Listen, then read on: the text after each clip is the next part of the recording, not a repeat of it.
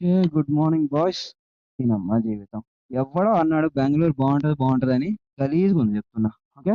అర్జెంట్‌గా first city దాటి దుబ్బేయాలి. ఇక్కడ నేను మీట్ అయిన పీపుల్ గానీ, ఆ! ఇక్కడున్న హోటల్స్ గానీ, ఆఖరికి బైక్స్ కూడా సేఫ్టీ లేదురా బాబు. నిన్న రాత్రి ఫుడ్ ఆర్డర్ పెట్టాను నేను.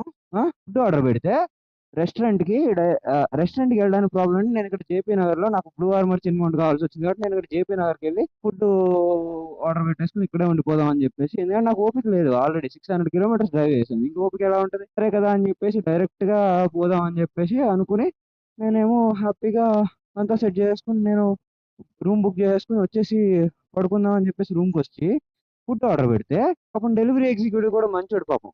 వెళ్ళాడు. వెళ్ళిన తర్వాత రెస్టారెంట్ స్విగ్గీకి అయితే ఆర్డర్ ఎవరు అన్నాడంట. నాకు అర్థం కాదు. స్విగ్గీ నుంచే కదరా ఆర్డర్ పెట్టింది. స్విగ్గీకి ఆర్డర్ ఇవ్వకపోవడం ఏంట్రా?